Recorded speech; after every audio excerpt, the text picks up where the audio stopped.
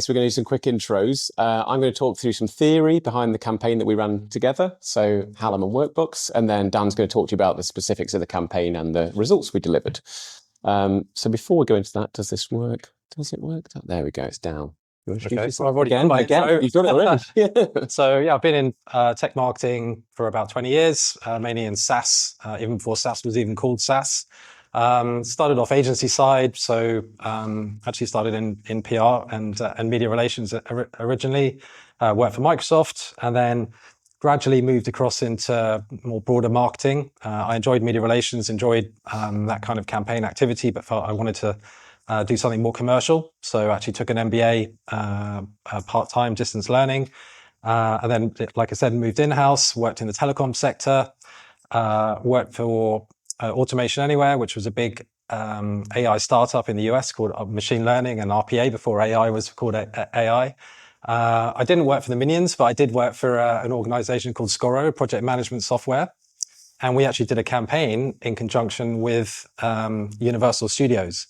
And another fun fact, actually, they came to me and said, we would like to get you involved in the rise of Gru, the Minions 2 film. And I was like, hang on, we're a B2B brand. We're a small organization. No one's heard of us. Why aren't you speaking to Vodafone or Sky or whatever? And they said, no, we think B2B brands can also help us communicate our message to our audience. And I was like, okay, this sounds great, but what's the catch? And they said, there's no fee. All you need to do is commit a certain amount of media spend to promoting the Minions film. I was like, this is amazing. We're already doing PPC. We're already spending money on digital advertising. But now I can take the Minions IP, I can get little pictures of Otto and Gru and clips from the film and insert that into our own product marketing. So I was like, this is brilliant. So we did that. We created some video clips. We did outdoor advertising around Old Street Tube Station because we were targeting advertising agencies, and it was the best marketing campaign, apart from the one I'm going to talk about, that we'd ever done. And so, I guess the point behind that is I've always tried to push the boat out, do interesting brand-related things that help you cut through, especially when you work for Microsoft or KPMG, you start with a strong brand. Most people don't work for those organizations, so you're always trying to do something that is going to differentiate you. So, yeah, that was a bit long, but that's my background. Cool, thanks, Dan. Okay. I'm Ben Wood, Strategy and Performance Director at Hallam. We're our B2B specialist marketing agency with a creative arm and a performance arm, and I'm basically responsible for all client performance and results. So I've worked closely with Dan in planning the campaign that we'll go on to talk about, and then obviously seeing that through to completion. I've done quite a few talks in the past. I think I did a talk this time a year ago, actually, here around a similar theme. I've done talks for LinkedIn and the B2B Institute, Google's Digital Garage program, Bing and Microsoft Ads, and then I'm a regular author on Search Engine Land, Search Engine Journal, and a guest lecturer at both Nottingham universities on advertising and analytics. So what are we going to talk about today? So just to kind of set the scene a little bit, our approach at Hallam is to focus on kind of two broad streams. And I think this is the general theme of that most of us have in the room. Our approach to marketing is to get clients to be chosen before the search begins. So building mental availability and building a brand, which is the topic of the talk today, with the majority of people that you're actually targeting. So actually 95% of your total addressable market will not actually be in market for a product or service at any given time. So being chosen before the search begins is the real topic for today, but also we make sure we're discoverable when they are in market, when they are actually beginning the search. So that first line is really, really important. Has anyone actually heard of the concept called the day one list? Hands in the air? A couple of you have, because I've banged on about it a lot. Jack has, he's been to some events. So this is a piece of research undertaken by Google and a consulting firm called Bain a couple of years ago. And it was in the B2B software industry, and it looked at general media consumption habits. And what they found was that before anyone actually started a search process, before they took to Google, ChatGPT, Bing, wherever they're doing their search, 86% of buyers had a potential list of vendors in mind before they started the search process that they were already familiar with before they began. Of those 86%, 93% of those users actually purchased from a brand that was on the day one list. So if you're not already building mental availability and building a really strong brand before someone enters the market, and if you're over-reliant on non-branded tactics and bottom of the funnel, Google search ads, and you're not putting enough money in brand advertising, you're very unlikely to be the chosen vendor or brand at the end of the process. And that's why we've run a brand campaign together. The problem is in B2B, compared to B2C, brand advertising is heavily, heavily underinvested in. And I think we're quite far behind the curve compared to some B2C clients that we end up working with. So as an overall category, you can see here some research from LinkedIn that looked at the percentage of total search terms on search engines for brand names versus non-brand search terms. And what they found was in B2C, 87% of the total search terms were actually brand related. But in B2B, only 46% were related to a brand, which shows a difference in the B2C, B2B. And then in certain industries like B2B cybersecurity, B2B software, it's heavily, heavily weighted to non-brand search. So people aren't investing enough in building reputable brands and getting that direct brand traffic to the website, which means they're over-relying on harvested demand. They're paying a lot more for the traffic they receive, and the conversion rates and the profitability of the campaigns will be much, much reduced as a result. Does this graph look familiar to anyone in the room in terms of how your performance is over a couple of year period? This is one of our clients that we actually pitched for in the HR software space. And I showed them this chart to kind of prove to them that they were underinvesting in brand advertising. Over a period of time, their traffic to the website, their conversions, their MQLs and their leads followed a process which basically marries up with the search demand, the non-brand search demand in their space. They had no direct brand visits, no brand traffic, very limited brand awareness, which meant that when demand was down in the category or when there was a bit of a trough in demand, they weren't resilient. They had nothing to prop the business up. So they really, really struggled. So actually we encouraged them as a result of this to invest in brand to build a more stable flow of leads and demand into the business. So, topic for today, which we'll cover in a bit more detail in a moment, is how do we get on the day one list? So there's a few principles to bear in mind. I'm going to pick on two today, and then Dan's going to expand on how we did that for the Workbooks campaign. So attention and distinctiveness are the two principles we leverage for Workbooks. There's also leverage in reach, emotion, and brand consistency. They're the 5 principles behind getting on the day one list, essentially. I call attention and distinctiveness the science of standing out, and you want to really be avoiding blending in with the crowd. I'm going to talk to you about a few bits of theory that will bring that to life now. Another problem in B2B is we have a massive fear of messing up. There's a lot riding on our jobs in B2B. If you make the wrong decision and purchase the wrong piece of software, you may put your reputation at risk. You may actually lose your job for making the wrong decision in B2B. And that's not just in terms of your vendor purchasing decisions. It's also to do with your creative decisions as well. I think we kind of are afraid often to be more bold in B2B. We often follow the crowd and we have this kind of safety in numbers mentality. So often you'll explain the challenge we had getting this signed off internally at Workbooks, pushing the needle a little bit, doing something a bit bolder and different to the category to stand out is often really, really difficult to get signed off in B2B versus B2C, where you tend to get a bit more bold, brave, creative ideas through the door. That often leads to, essentially, ads in a category all looking very, very similar. If you've heard of the concept of the sea of sameness, this is the sea of sameness in action in advertising. So you can see here the investment banking space. I think there's 2 or 3, maybe 4 different brands here. It looks like one brand. They're all using the same color scheme. They're all using very similar creative. Who's actually standing out there? That is a result of that safety in numbers point earlier. They're all just kind of copycatting the biggest competitor in the industry. And the result is, and there's some data to back this up, the ads that they're actually running are often misattributed to the largest brand in that category. So if you're a smaller brand in that space, and you're running something that's probably going to look like, is it IBM? I don't even know. They'll just immediately think it's the bigger brand who's already familiar with that category and already built that brand awareness. So this data points to the fact, I think, in the CRM space in the US, when brands used the Dell color, it was always misattributed to Dell, I think 25% of the time. Cloudflare, 23% of the time, even though it was a different brand, attributed to Cloudflare. So it shows the importance of essentially doing the opposite of the leading brand in the category to enable yourself to stand out. Certainly if you've got a lower budget and you're a challenger brand, that's the way to go. One psychological principle before I hand over to Dan that's worth bearing in mind is the concept of the von Restorff principle. Okay. That is essentially the principle that when something looks different in any setting, it's the thing you're going to pay most attention to. It's the thing that stands out, quite basic. This is why life jackets are orange, because they're the opposite colour to blue on the colour wheel. So you can see them in the sea.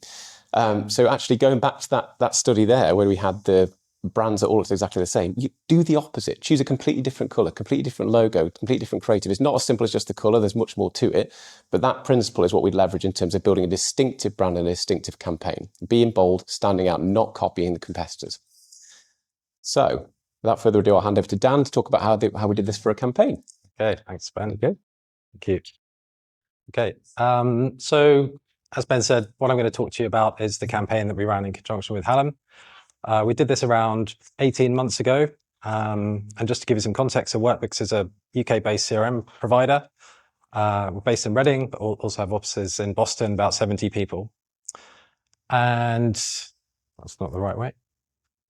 So just to put some context behind this, so we launched this campaign 18 months ago, and we thought we were going to try something different. But what we ended up doing was cutting through the noise. And to put some like spin on this, Marketing Week, obviously you guys will be familiar with, is traditionally a very consumer-orientated publication or online news site these days. And what they do every year is come up with their campaigns of the year. And these are judged or kind of specified by their editorial team. And they have the editorial taste, and then they put this out to the readership. And they say, these are the campaigns that we think are the best, the top 16 that have done the best in the year. And then they say, right, the readers vote on it. So it's like a World Cup. And so what they did a couple of years ago was put these brands into the final. So obviously these are household names that you would recognize, doing consumer fun stuff, super expensive budgets. So Workbooks, we were incredibly pleased to be in this final 16 of the campaigns because we were the only B2B company in there apart from Salesforce, and obviously Salesforce arguably could be a household name. And our first competitor, or of a round of 16, we were up against British Airways. So we're like, okay, we're never going to win against British Airways. You know, they've done this Windows campaign. They've literally got thousands of people from their own staff who can probably vote for them in the online, the online survey. Not that we thought that was going to happen. Obviously, we got as many people as we could do to try and vote for us. But somehow we beat British Airways, right? So we got through to the next round. And then we were against Channel 4. And these guys had done really socially worthy stuff, the whole Fujitsu Postmaster scandal. So again, we thought we're definitely going to lose. Somehow we got through. And then we were up against the RSPB. All right, lovely, cute little birds, a charity. We're definitely not going to win this one. That's a great campaign. But again, we managed to get through to that. We got through to the final. We get the British Heart Foundation. Well, there's no way are we going to win this one, right? This is saving lives. And what are we doing? We're trying to sell software. But for some incredible reason, we managed to get through and whether adjudged the the campaign of the year by Marketing Week. So what I'm going to do now is show you the very soft clap there. I'm going to show you the creative that sat at the heart of this campaign. And then I'll go through some of the results and what we did on the back of that. So. Jeff, top 10 Salesforce split by region. Yeah, let me check.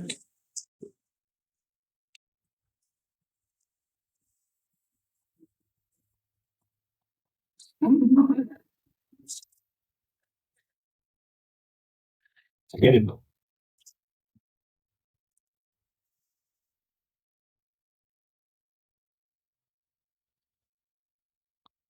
So what we were trying to show there is the frustration that people generally have, obviously CRM in our case, but using any software. What we didn't do was show our product or our features and functionality in any way. We were trying to be emotional and be visceral.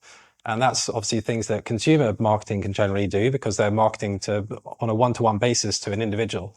With business to business, it's obviously a little bit harder to do that because you're trying to show more rational features or traditionally trying to show more rational features. So we subverted that. But why do we need to do something so bold? And there's a bit of context behind that. So we're a CRM company, and in CRM, there's literally 1,600 CRM providers out there in the world. There's two dominant players, which most people will be aware of, and this is the G2 grid. So G2 is like a compare the market for software providers. In the top right, you've got Salesforce and HubSpot. You obviously might have heard of Microsoft Dynamics as well if you're a Microsoft house. and then there's literally all these other guys in the middle. We are somewhere on the right-hand side, which is good, but why would anyone choose anyone apart from the top two in the right-hand side corner, or maybe a company you already know? No one else has heard of any of these other companies, and that's our competitive challenge. The other challenge around CRM or buying any software is that a lot of implementations fail. So buyers are scared of making a change. There's inertia in the market, and there's a few reasons behind that, because a lot of software selling means they sell licenses, but they don't implement it properly. At Workbooks, we actually do both. So in terms of a bit of a sales pitch, we do the licensing, but then we also do the support, the implementation, which means that the projects are more successful than the average. So our original idea, our campaign idea, was to come up with this concept of the underdogs. And this is based against the fact that sometimes we would win against Salesforce, sometimes we could win against HubSpot, but generally we were like a sort of scrappy player within the market. We went out to a few agencies, we did a few briefing sessions, had quite a few fun meetings trying to work out what type of dog Workbooks would be. So was it Jack Russell or a Dachshund or a terrier, whatever it was, but we never quite nailed it. But to Hallam's credit, they were one of the agencies we spoke to, and we thought we were going to have a meeting around the underdogs, but they took out a line in the brief which said, we're the no BS provider. And that's because we do the software and the service, and we don't try and stitch customers up. We actually want the implementations to succeed, not purely on a commercial basis, because that's the right thing to do. And they said, you guys should play on that.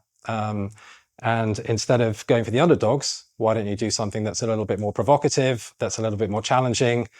And that, in the end, turned into the video that you've just seen.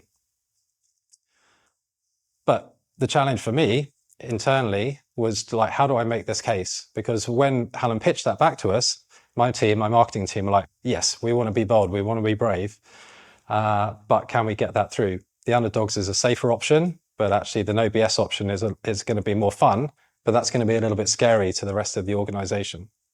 So like any good marketer would do, we did some market research to kind of validate the fact that this no BS approach was actually the one that's going to resonate in the market. And we found through our own first-party research that we conducted that 64% of sales and marketing leaders feel trapped by their CRM provider, but literally 0% actually like their CRM provider. So what we took from that is that if we did something provocative and something different, we could shake people out of that inertia and get those people with real pain to consider a different provider, well, even consider changing CRM number one, but consider Workbooks number two.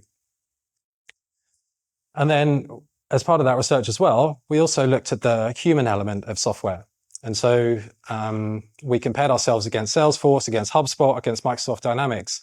And we could see that this is for prospects and customers, and they rated our service as the highest amongst all of the competitors, which is great considering we're a very small brand compared to those guys. Where we fell down was around digital help, self-help resources and AI support bots, because we provide human support. We don't give the AI support, right? And so that we were actually pleased to fail in those categories. And so all of this gave us the confidence to say, the market is asking for what we provide. We've got the data to prove it. And that allowed me to then go to our board, our CEO and a CFO, and say, look, here's the two options. Number one, we can go with the underdogs approach, which we can like get some dogs with cute boxing gloves and do some nice ads, and that'll be quite fun. Or we can create an ad where we're going to splat shit on people's faces, all right? And to be honest, Ben was talking about career limiting moves and making software decisions, right? And I was quite prepared for John Cheney, who's the CEO, to say actually that's a bit wild. I really wanted to go for the underdogs, but I'm sorry for the no BS. But if he said no, let's just be a bit cautious, let's go for the underdogs, then I probably would have gone with that because he's the CEO, right? That's his decision. I couldn't override that. But to his credit, he said, look, we're a challenger brand. We've only got limited budget. We've not done this kind of brand advertising before. So if we're going to do it, let's go big. Let's do it properly and see what happens. And because if you only put half a toe in the water, you're not going to find out whether it burns you or not, or whatever the analogy is. So he was like, great, you should do it, but you've got to convince the rest of the team. So on the right-hand side, that's Phil, our CFO. and he wasn't mad keen on the idea. He was obviously more risk averse and thought this is going to, potentially make Workbooks look a little bit flippant and rude. But ultimately, he's a numbers guy. So what I said to him is, look, we don't need to spend additional budget on this. We're going to run this as a pilot, and I'm just going to take some budget from an existing marketing channel and put it into this campaign. So that made him happy because he didn't have to spend any additional money. And because he could see the CEO was backing it, and actually our sales director was quite up for it as well, he was like, okay, I'm a good business partner, run it, see what happens. And if it produces the results, then, that's a good financial return. So that's how I got the internal approvals to proceed. So what we were trying to do with this campaign. So as Ben said, we were trying to basically improve our brand awareness, but to get on that day one list, because we found that if we got into deals late, we were never going to win because the prospects had already decided they were going to buy HubSpot or Salesforce. So we were wasting our sales cycles by being involved. We wanted people to feel affinity with us from day one to then say, look, actually, we really like what Workbooks is doing from an emotional perspective. We're not sure whether their software is the right for us, but because we've sort of touched them in an emotional fashion, they're prepared to talk to us and give us a better hearing. So that's what we were trying to do. So what do we do to try and drive this? So you've seen the video. We also ran billboards. So again, traditionally not something B2B companies do a lot, but we did out-of-home advertising. We then integrated that and changed the way we did our email strategy, and we do tons of email marketing. And this made a big difference to that. And then this wasn't just a campaign kind of standalone. We also integrated it deeply into our website. So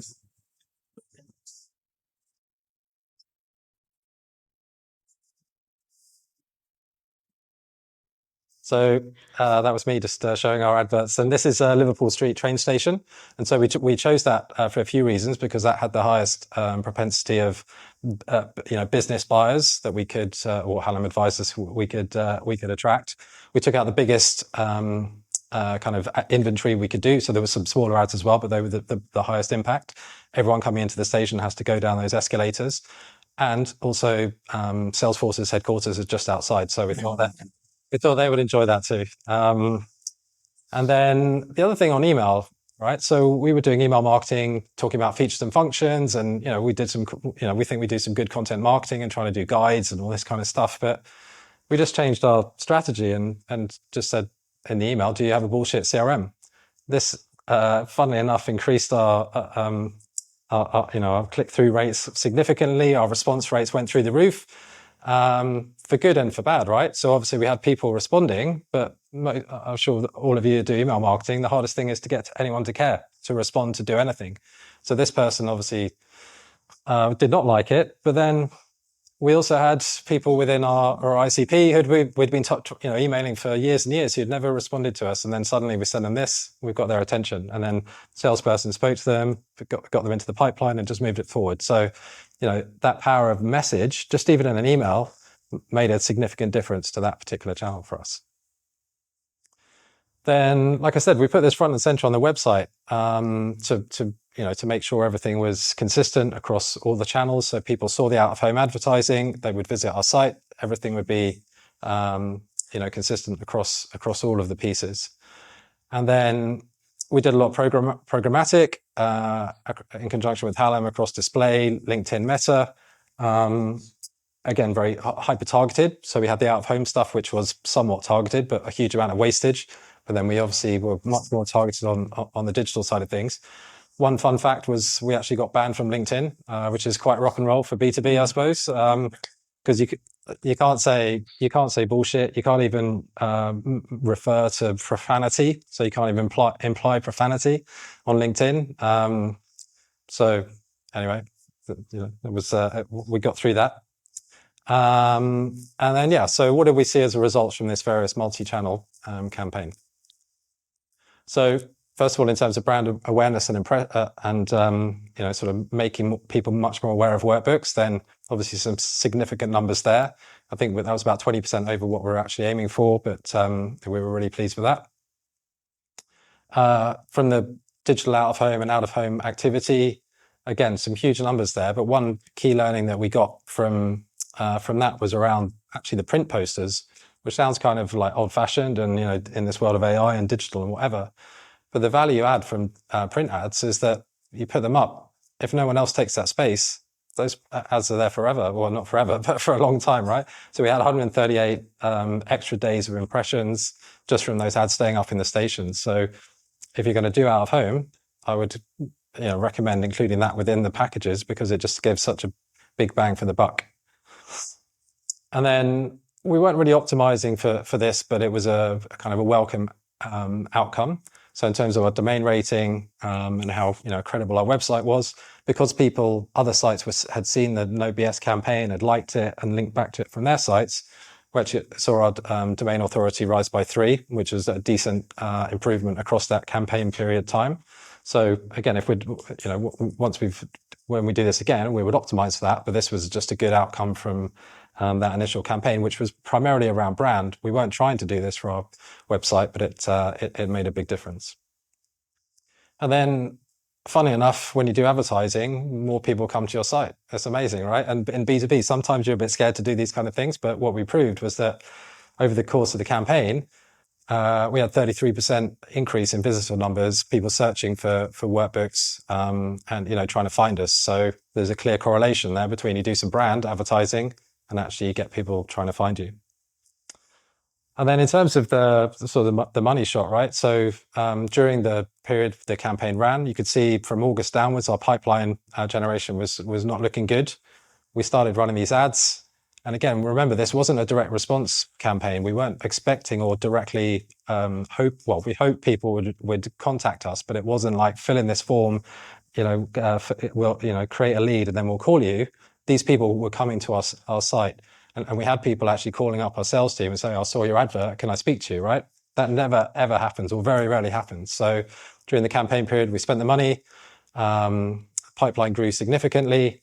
And then you can see when we stopped the campaign, or the main body of the campaign in mid-November, everything kind of plateaued a little bit.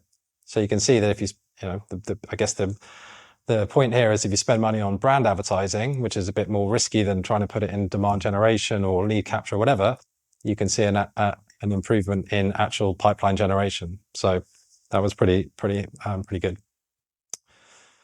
Then we also had some unexpected results as well, not directly marketing related, but from an internal perspective. So at Workbooks, you know, we have engineers or the IT guys, and, you know, we don't, you know, marketing and IT are sort of directly, you know, not opposed, but they sit in one corner of the office and they don't talk much, and then we're in one corner of the office and they're a little bit louder. But they felt kind of ownership of this campaign, right? Most of the engineers, the IT guys, they don't know what marketing does. They literally think that we do events, blow up balloons, think about fonts and that kind of stuff, right? It's true, literally, that's what they think. But because of this campaign, they'd see it on YouTube, they could share it with their family, and they were really proud. So again, we were trying to optimize for commercial output and new business and all that kind of stuff, but it brought the company together, and that's actually continued. And so this whole no BS approach that started as a campaign, but it's now our mantra as a business, and people talk about it across all parts of the organization. And then also our customers, right? And I was a bit scared that we didn't show this to our customers. We didn't email our customers. We didn't tell them we were going to do this, and we're always trying to hide it from them. So they had known Workbooks as a kind of fairly safe, solid, dependable organization for 15 years. And then we come out with this wild campaign with just people getting splattered. And so we tried to keep it quiet. But I spoke to one of our customers in the US, and he was like, "Oh man, I love your advert. I've sent it to all my friends." It's like, and he became our advocate because he could see this. He had chosen to put his career on, at some risk by choosing Workbooks over choosing Salesforce.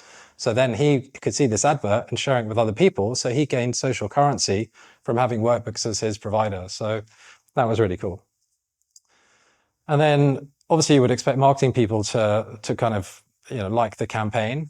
But this guy, Sahil Patel, who's like a conversion rate optimization specialist, he gave us some kudos for the campaign because his best practice in SaaS marketing was like, you've got to show the product. People go to websites and there's too many tech companies that just say generic stuff. And it's like, what does this company actually do?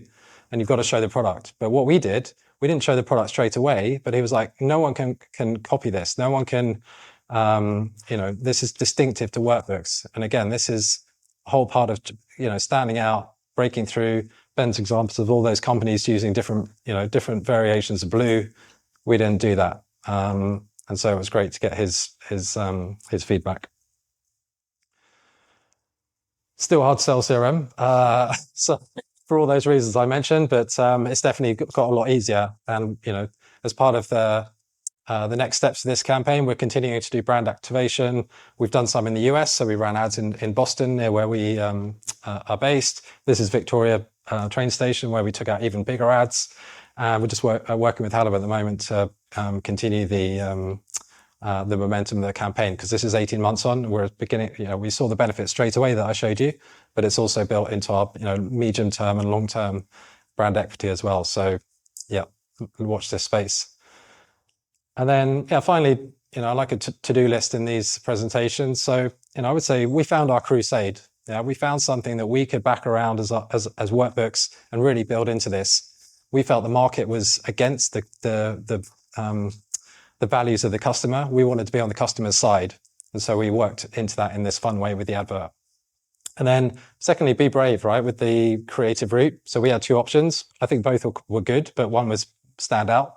We backed into that. Luckily, we had a CEO that was brave. So you guys might not be so lucky to have that, but hopefully you might be able to use this case study as an example to say, be brave, be bold. And then finally, obviously, there's been quite a lot of talk about AI already, and I didn't talk about that, and I'm only going to mention it once. Everyone's getting drowned with spam across multiple channels. So brand, taste, standing out is the best way to make everything else in marketing work better. And we've seen that happen through this campaign. So that's it. Thank you very much for listening.